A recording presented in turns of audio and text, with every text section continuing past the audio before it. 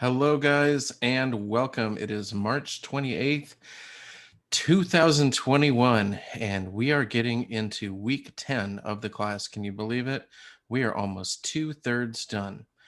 So this week, you are going to continue through tort law and get into and even finish product liability law. So these are some pretty important areas of law.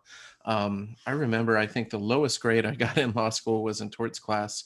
I was able to save myself through a little class participation. But when I got to practice later in life, I actually got to practice in the area of torts and found out I was pretty decent at it. So I exceeded expectations there. Torts really get into the duties that we owe each other outside of contract. We'll get into contracts next week, but what do we owe each other?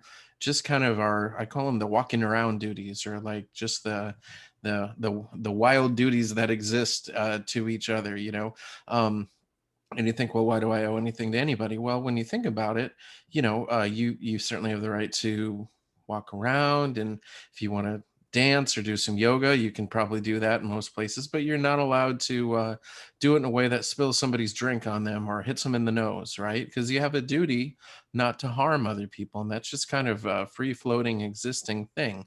It's not probably written anywhere in the statutory law, but it's one of those things you learned as a kid, probably by violating that duty, and then your parents told you, hey, don't do that kind of thing.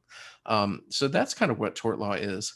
Product liability law comes on the heels of tort law, but there's more statutory regulation, and there's some very interesting case law that you will see as we get into that unit, and the progression from caveat emptor, which is kind of buyer beware, to now where we have more of a strict liability product liability regime.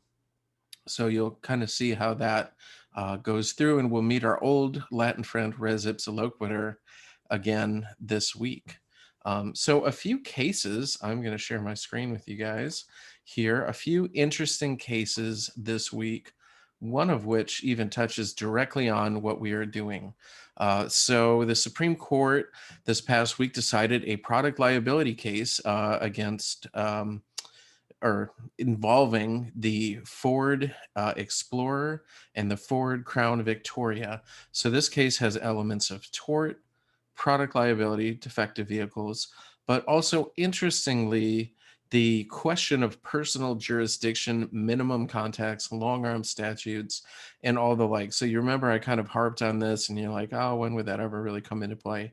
Well, here's a case where it hit the Supreme Court just this last week. So people were injured in car crashes with the Ford Explorer and the Crown Victoria.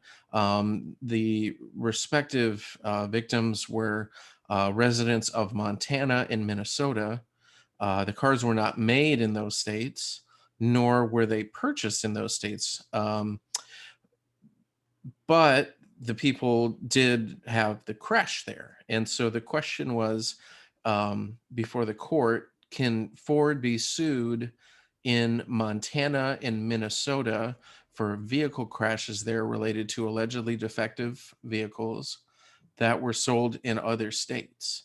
And so this went all the way to the U.S. Supreme Court. The Supreme Court held in an 8-0 opinion that Ford had established minimum contacts in those states, even though the exact vehicles were not sold there. And Justice Kagan actually used the phrase, Ford has a veritable truckload of contacts with the states.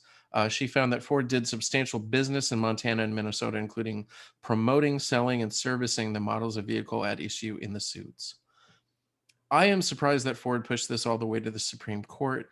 In my years of full-time law practice, which started in 2005 and went through about 2010, I saw personal jurisdiction in terms of minimum contacts go from kind of a fighting issue in some cases to really a no-brainer. And that I really saw that attributed to the prevalence of internet marketing and selling, which transcends all state borders, obviously.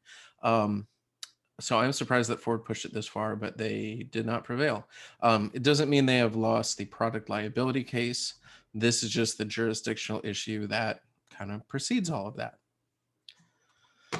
Uh, The um, the next case here that I'd like to talk about, or actually legislation, the state of Virginia has ended the death penalty within that state.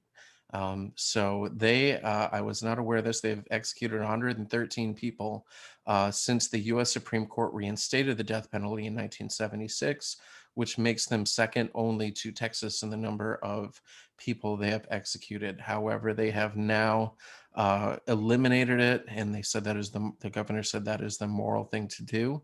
They pointed to the racial disparities of um, the use of capital punishment. So between 1900 and 1969, more than 70 black men were executed in Virginia, and no white men during that time. Um, and that was for non-murder crimes. During the same time period, 185 black people and only 46 white people were executed for murder crimes. So showing again the evidence of racial disparity in the application of the death penalty in the US. If you're in the honors class, we just discussed the book Just Mercy. If you're not in the honors class, I highly recommend you grab the book Just Mercy by Brian Stevenson. There's also an excellent film that's available on Amazon Prime, Netflix, anywhere you get your movies, of the same name, Just Mercy, and it examines um, the the systematic problems in the use and application of the death penalty in the United States. And it's not a boring documentary with a bunch of statistics. It analyzes actual cases of actual people, um, and it's very compelling. So if you haven't read that, if you haven't watched that movie, I do highly recommend it. It's a heavy lift, I'll be honest with you. um, and then the last thing I would like to highlight here in terms of cases, our old friend, if he is a friend, or maybe if you didn't enjoy studying for the midterm, maybe you don't feel so friendly toward the Masterpiece Cakeshop case. But the baker, Jack Phillips, has been sued again for refusing to bake a cake for a same-sex wedding. If you recall, the Masterpiece Cakeshop went up to the U.S. Supreme Court.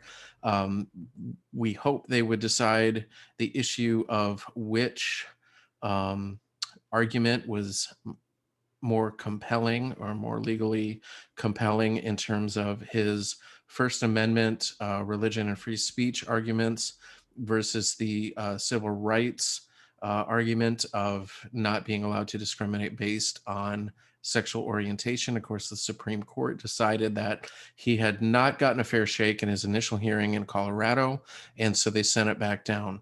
However, um, he is now again in the news because he has refused to prepare a cake for a person who is transgender. So a person here, the plaintiff, Autumn Scardina, called the bakery, asked if she could have a uh, pink and blue cake. And the employees said yes. And then the plaintiff said it was to celebrate change in um, gender transition. And then the employees there said, no, we will not make that. And so that is going to form the basis of another challenge to this law, or to the baker's decision not to make the cake. Now we have a slightly different issue here because you have a person who's transgender. The initial case was people who were getting married in the same gender. Right now, there are more legal protections for sexual orientation or same gender marriage. The development of protections for folks who are transgender or transitioning in their gender is behind that of kind of the same-sex marriage world. So it's taking longer. I've had students ask me questions, and these are good questions about what is the level of protection for that. It is not in the 1964 Civil Rights Act. It wasn't something that was probably even really talked about very much back then. Just like sexual harassment was not written into that law, just like Same-sex marriage was not written in that law, but the Supreme Court can look at the situation and decide, is this something that should be protected um, under the umbrella of civil rights? And so we know, or you will see in the employment law chapters, we get to that. Sexual harassment in the workplace is illegal because it's a form of gender discrimination. The court, Meritor versus Vinson, and other cases, Harris Forklift Systems said, yeah, this is, even though it wasn't written into the 1964 law, this is the kind of thing it was intended to prevent. So we're going to expand that protection. Recently we had a case last year that expanded protection that said you cannot discriminate against employees and fire them just because they're gay, right? And that was again not written in the 64 Act, but understood that this is something that's also um, protected in there. So it will be interesting to see where this new Masterpiece Cake Shop case goes. I believe there's at least one other case that is going on with that, back to the original kind of same-sex claim. And you can read more about this here if you want. There's also somewhere in here, I think there's a link to the filing if you want to read it yourself. So I always encourage people to go and read the original filings. You can read a news story about it.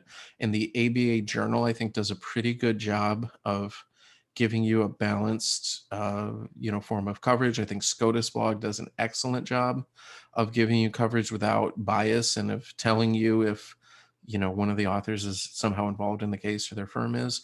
But always go to the original documents, look at those, um, and see what you think. Okay, guys, that's what we have for this week. I hope you enjoy learning about torts. I hope you enjoy learning about product liability. I will put a link to my blog that has all of these articles I've talked about tonight here, so you can have a look at it. I hope you have a good week. Please stay safe, stay healthy, and we'll see you next week.